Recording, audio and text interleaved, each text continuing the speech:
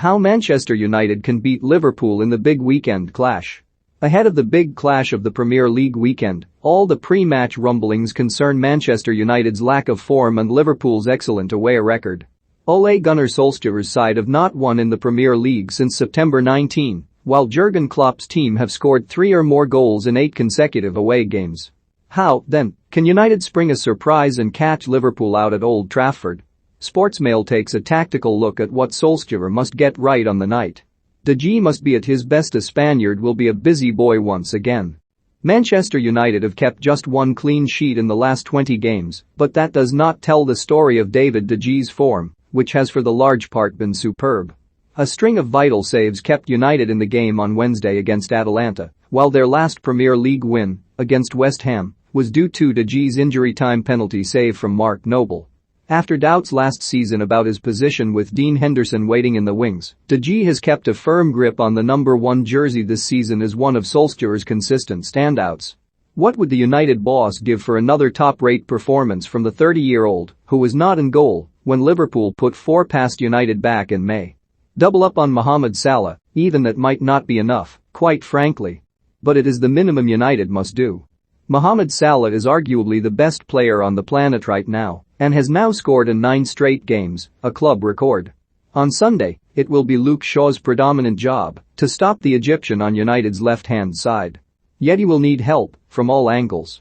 A central midfielder, likely to be Fred, needs to cover up that inside option Salah favors so much, while the player ahead of Shaw, set to be Marcus Rashford, must track back to cover the overlap from Trent Alexander-Arnold, which so often acts a decoy for Salah to work his magic. Preferably, United should crowd Salah out of the game, strength and numbers. But the least they must do is double up. If not, Liverpool's main man might just have another field day. Take ownership at set pieces. It's a huge problem for United right now. Virgil van Dijk will be licking his lips. They conceded twice from set pieces against Leicester last Saturday and again on Wednesday versus Atalanta, and all 3 goals were very avoidable. Harry Maguire and Victor Lindelof must take ownership here.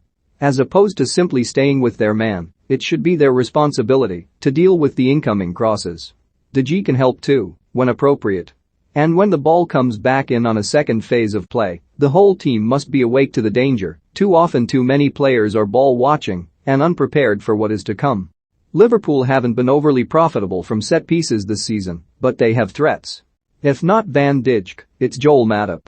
If not Matip, Roberto Firmino. United must not give another cheap goal away. Pogba in midfield. Heed the words of Arsene Wenger, Ole. The ex-Arsenal boss said after Wednesday's comeback win, Pogba, I thought, did well. Pogba gave them more power out from deep in midfield by creating more dangerous balls. And when Pogba came on, Fernandes became better. Fernandes had a poor first half, but in the second half he came alive as well. And regarding Fred's contribution, Wenger added, I would personally highlight the second half for Fred. Fred saved a few crosses in the box, defensively outstanding, and he worked unbelievably hard in the second half. So, let's listen to the Frenchman. Start all 3 in the center of midfield, with Fred deepest. They'll have to work tirelessly, that includes you, Paul, to match Liverpool's work rate, but the quality and finesse of all 3 could work some key openings at Old Trafford. Rotate wingers after 60 minutes. Blessed with options in this department, Solskjaer must use his wide men cleverly. Because they'll be worked hard. One of Liverpool's key attacking components is their use of Alexander-Arnold and Andy Robertson to keep the width and provide crosses.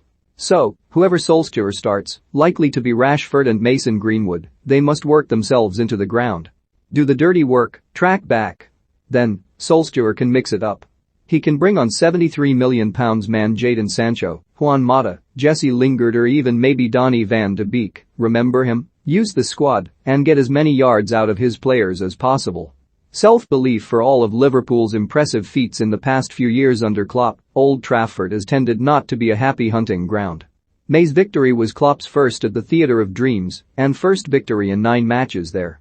Usually, the Reds struggle to assert their usual patterns of play away at United. Games have petered out too. Solskjaer must use this psychological edge to his advantage. On paper, the teams are very evenly matched. So for all the talk, United have a decent chance at Old Trafford. They also have one of the greatest goalscorers in football history up front, assuming the Norwegian starts Ronaldo, the greatest asset of them all. Solskjaer needs his side to stand up and be counted. Falling 9 points behind Liverpool at this early stage would heap even more pressure on his shoulders.